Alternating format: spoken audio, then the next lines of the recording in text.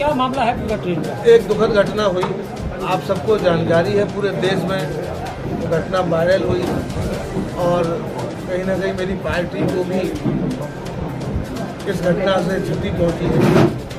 और अनुशासित पार्टी है, संगठन बहुत अनुशासित है, लेकिन मैं केवल इतना ही कहूँगा कि जो अब सारी चीज़ें आप सबके प्रयास से वो सब जनता के बीच में आ गई हैं, तो कहाँ किसकी गलती रही, किसने इस घटना के लिए भूमिका बनाई, ये घटना हो गई, घटना दुखद है।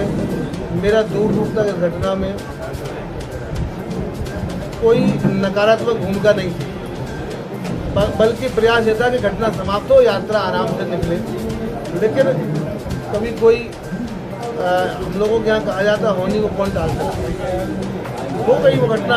उसमें जो जिन्होंने घटना की उन्होंने बहुत बड़ी लापरवाही की और वो लापरवाही उनकी लापरवाही भारी भी मुझे पड़ी। और इस नाते मुझे एक पूरे देश में एक इस तरीके का मेरे प्रति वातावरण बना कि मैं बहुत खराब आदमी हूँ और सामान्य तरीके से लोगों को परेशान करता हूँ। तो एक जो मेरा जो स्वाभाविक स्वभाव है उसके विपरीत एक वातावरण बना। लेकिन बहुत जल्दी ही आप लोगों ने जो वीडियो सब कलेक्ट करे उसके माध्यम से मैं आज अपनी बात कहने में बिना संकोच के, बिना झिझक के कहने में सफल हो रहा हूँ कि नहीं, कोई बात नहीं है। मेरा व्यवहार, मेरा आचरण परिवार के साथ रहते हुए भी उनके दुर्व्यवहार को मैं सहता रहा और उसको नज़रअंदाज करता रहा। लेकिन मेरे सहयोगी के द्वारा जो सुरक्षाकर्मी थे वो डर गए कि ये व्यवहार कैसा तो नहीं, प्रायोजित तो नहीं है। उन्होंने झांसी में सूचना कर दी। सूचना करने के बाद जिनको सूचना प्राप्त हुई वो निरंकुश हो गए और उन्होंने ये घटना को अंजाम दिया। लेकिन इसमें जो वीडियो आने के बाद दूर दूर तक मेरी जो भूमिका है वो स्पष्ट दिखाई दे रही है और जो एक वातावरण जो नेगेटिव बनाया जा रहा था उससे भी मुझे लगता है कि आज लोगों के पास विकल्प आ गया है कि अब वो सारी सच्चाई के आधार पर वो अपना मन बनाए। लेकिन जो होना था वो हो गया। विपक्ष ने काफ़ी एक वातावरण बनाने की कोशिश की और उसमें कुछ हद तक वो सफल भी हुए। मुद्दा विहीन विपक्ष है, उनको एक मुद्दा मिला था।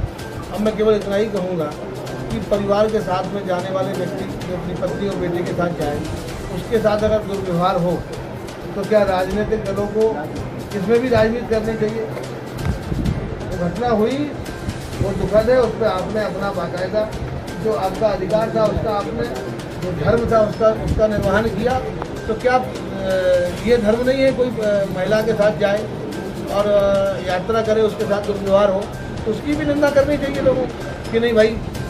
जब जनप्रतिनिधियों के ऊपर कोड ऑफ कंडक्ट है तो एक आम आदमी के ऊपर भी कोड ऑफ कंडक्ट होना चाहिए। पार्टी हाईकमान को आपने जानकारी दी है?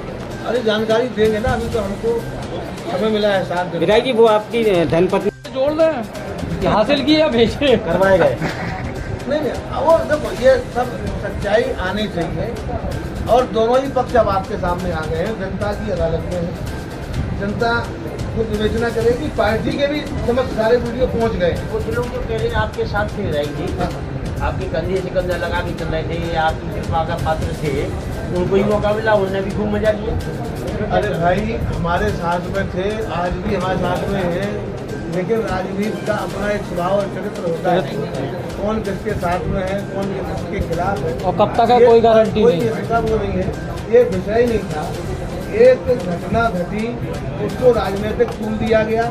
समाजवादी पार्टी मुद्दा विहीन है, कांग्रेस के पास मुद्दा विहीन। अब आप देखो कांग्रेस का कितना बड़ा झूठ कह रही है। कांग्रेस के विधायक विंडो सीट के लिए लड़ रहे थे। मेरी विंडो सीट है, ऑनलाइन देखिए, 19 तारीख की चार्ट में विधायक के नाम से, राजीव सिंह के नाम से विंडो सीट है 8 नंबर। अब विंडो सीट की कहाँ लड़ाई है? कांग्रेस कह रही है बुजुर्ग को मारा, बहुत बुजुर्ग को मारा। बुजुर्ग तो नहीं है, बुजुर्ग तो नहीं है। अब कांग्रेस कह रही है बुजुर्ग को मारा। देखो मार आप किसी को नहीं सकते हो, लेकिन क्या किसी की किसी महिला के सामने बदतमीजी कर सकते हो?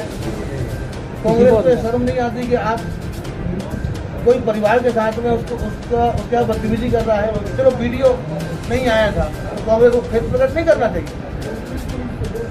आप आलोचना करने का आपका अगर अधिकार है तो आपका ये भी दायित्व है सपा का और कांग्रेस का कि कोई परिवार के साथ यात्रा अगर विधायक कर रहा है तो फिर उसको गाली खाने के लिए है क्या?